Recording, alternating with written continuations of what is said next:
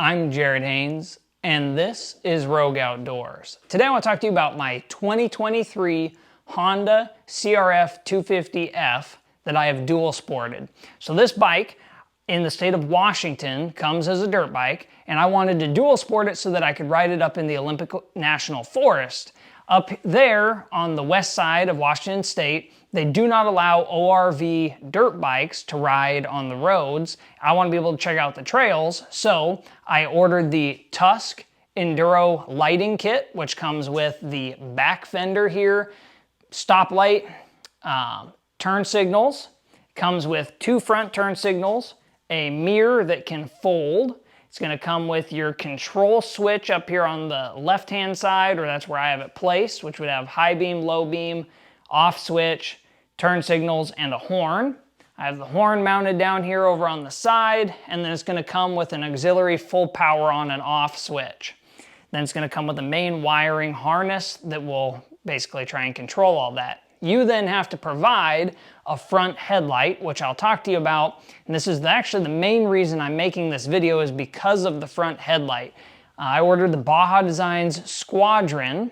They had that on Rocky Mountain ATV, and the only one of those they had is the AC version, which I'll throw all this up here on the side. And the AC version, you actually need to take the little AC conversion thing off of the side so that you can just run straight DC power. You then either have to cut and splice the original cord that's on there, or I'll show you, I ordered this one through AutoZone. It's a common part that vehicles have, a GM part, and I was able to do that here just a few minutes ago. So I wanted to show all of that and how I have it set up, so that if you decide to dual sport this bike, you can. Now, there is another YouTube channel that I've been watching that really convinced me that this was the way to go. On the CRF 250F, you have almost no maintenance. It's just oil changes, essentially, and lubing the chain, just basic things like that. Compared to like the Husqvarna FE350, you're gonna be looking at a lot more maintenance. So let's start from the back and work our way forward. On this bike, I have 2 screws mounted here on top that I had drilled in. That is what is holding the license plate holder bracket on. And then I'm going to run 2 zip ties up front, but I'm not gonna put any more holes back here in the fender. This thing is on there nice and tight.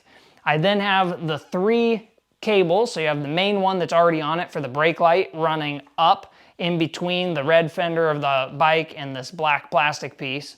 And then the 2 pieces from the turn signals come in, run up top. I have those running down. Halfway down this black piece, I zip tied them just so that it gets a little bit better controllability coming down here, so they're not sliding around. And then they actually poke out, and if you come over here and take a look, they're gonna poke out right here and come into the battery compartment, basically. Now this bike is a little bit harder to manage because the battery compartment is over on the side, not here like some of the Yamaha bikes and stuff, and some of the KTMs, and so you don't have a lot of space down here. So I actually have the whole wiring harness kind of bound up right here. And I went, as you can see with the electrical tape here, I went overboard. I did more electrical tape than less to make sure that stuff isn't touching against the frame, waterproof it, just all that kind of stuff. Then my wiring harness is gonna run up and kind of trail along through under the tank on this side.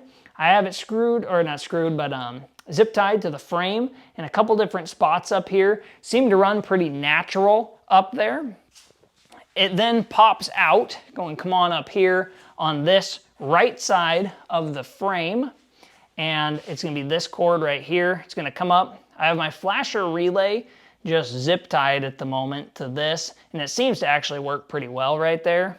And then if you come look around the front here, so where the big conglomerate of wires are and where it gets a little hectic, I bagged and zip tied up all these extra wires. And when you watch the video, and I'll have this linked up here on the side, for your control switch that does high beam, low beam, and all that, you will get a black wire left over, a blue wire, and then you'll have a white wire. The white wire on the Baja Designs Squadron headlight which is essentially your low beam setting, you cannot use with this dongle that comes on it. You would have to take this off and splice on a separate kit. So I'm opting to just go with the high beam, which means I'm using a my black wire that is out of those 3 for wiring in the headlight is going into my hot line that's sitting right here. This is originally used for if you're using your front brake switch to light up the rear tail light. I'm not using that option, so I have that one in there to provide power to this system. Then I have the blue wire, which is your high beam setting, connected into the headlight. That's what's giving me the power there. And then I have a separate wire coming out that I just bought at the store, and I'm running that wire down so that it's your ground, and I'm grounding it back here with the bike's main ground, like that's in the frame. So I just ran a little connection and grounded it.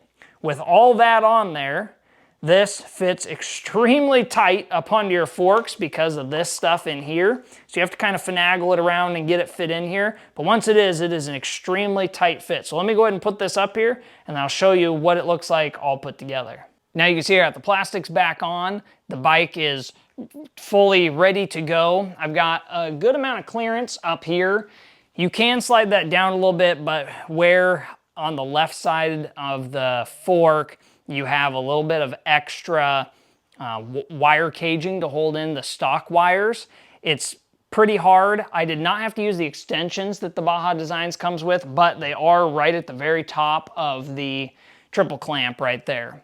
Now if I switch the auxiliary power on the right side to on, that will now give me a tail light, turn signal lights that will work on both sides. I've got the mirror, and then I have the working horn.